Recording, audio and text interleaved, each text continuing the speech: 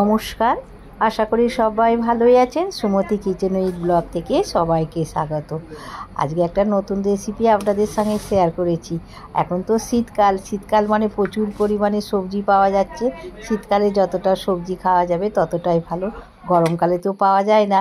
আর আজকে শীতকালের একটা সবজি দিয়ে নতুন একটা রেসিপি আপনাদের সঙ্গে শেয়ার করেছি। আশা করি প্রথম থেকে শেষ পর্যন্ত দেখবেন, ভালো লাগবে। আসুন তাহলে দেখুন। এখানে হচ্ছে পুঁই মেটেলি নিয়েছি। পুঁই মেটেলিগুলো এখন শীতকালে প্রচুর পরিমাণে পাওয়া যায় বাজারে। আর এই যে পুঁই মেটেলিগুলো দেখুন কত সুন্দর পরিষ্কার একবারে, আর একটু দানাগুলোও ভালো আছে, খুব শক্ত দানা হয়নি। আর একটু বড় বড় আছে পুঁই মেটেলিগুলো। এইগুলোকে হচ্ছে দু টুকরো করে নিচ্ছি। আর কি দিয়ে আজকে এই পুঁই মেটেলির তরকারিটা করি, হচ্ছে সবজিগুলো সব কেটে নেবো, কেটে নিয়ে তারপর আপনাদের সঙ্গে শেয়ার করব। আর একটুকু কিন্তু নোংরা নেই, দেখুন পরিষ্কার আছে। দু টুকরো করে নিচ্ছি। আর সবজিগুলো, পুঁই মেটেলিটা কাটা হয়ে গেছে, সবজিগুলোও সব কেটে নিয়েছি, কেটে পরিষ্কার করে ধুয়ে নিয়েছি। এখানে বেগুন, মূলো, আলু আর শিম, এই সবজিগুলো দিয়ে আজকে পুঁই মেটেলি করবো। আর চিংড়ি মাছ দেবো। চিংড়ি মাছটা হচ্ছে পরিষ্কার করে ধুয়ে লবণ হলুদ মাখিয়ে দিয়েছি। এখানে কড়াতে তেল দিয়েছি, সাদা তেল দিয়েই তরকারিটা করব। চিংড়ি মাছটা দিয়ে দিলাম। চিংড়ি মাছটা হচ্ছে বাজার থেকে ছাড়িয়েই নিয়ে এসেছে, আমি ধুয়ে লবণ হলুদ মাখিয়ে দিয়ে আর ভেজে নিলাম। ভাজা হয়ে গেল, চিংড়ি মাছটাকে এবার তুলে নিচ্ছি। চিংড়ি মাছটা ঢেলে নিয়ে কড়াটাকে ধুয়ে নিয়ে অল্প একটু তেল দিয়েছি, দিয়ে পুঁই মেটেলিটাকে একটু ভেজে নিচ্ছি। ভেজে নিয়ে রান্না করলে ভালো লাগবে। এ দিয়ে তো একটু জল বেরোবে, আর একটু লবণ দিয়ে দিলাম, একটু জল বেরোবে আর একটু ভেজে নেবো, নাহলে একটু হালিশটি গন্ধ ছাড়ে, সেই জন্যে একটুখানি ভেজে নিচ্ছি। ভাজা হয়ে গেল, এবার ঢেলে নিচ্ছি। পুঁই মেটেলিটা ঢেলে নিয়েছি, আবার একটুখানি তেল দিয়েছি। এবার সব সবজিগুলোকে একটু হালকা করে ভেজে নেবো। শিম, আলু, বেগুন, মূলো, এইগুলোকে একটুখানি ভেজে নিচ্ছি, একটু হলুদ দিয়ে ভেজে নিচ্ছি।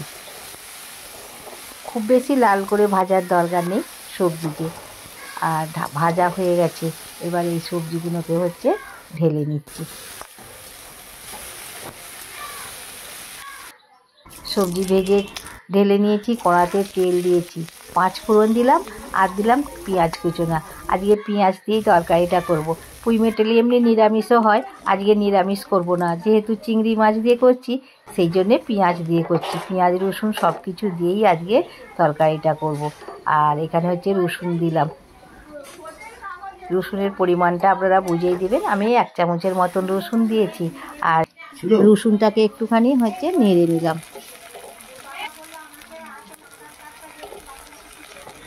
জিরে আর আদা বাটা দিলাম, হলুদ গুঁড়ো দিলাম, ঝাল লঙ্কার গুঁড়ো দিলাম। ঝালটা আপনারা বুঝেই দেবেন, যেমন ঝাল খাবেন। এই তরকারি খুব একটা ঝাল ভালো লাগবে না। আর সবজিগুলো ভেজে রেখেছিলাম, মশলাটা ভালোভাবে কষা হয়ে গেছে। সবজি, চিংড়ি মাছ একসঙ্গে দিয়ে দিলাম, দিয়ে মশলার সঙ্গে একটু নেড়ে নিয়েছি। নিয়ে এবার পুঁই মেটেলিগুলো ভেজে রেখেছিলাম দিয়ে দিলাম, দিয়ে সমস্ত সবজি আর মশলার সঙ্গে একটু ভালো করে নেড়ে নিচ্ছি। এতে খুব বেশি জল দিতে লাগে না, যেহেতু সবজিগুলো ভাজা আছে, আর সবজিগুলো তো সবই হচ্ছে নরম।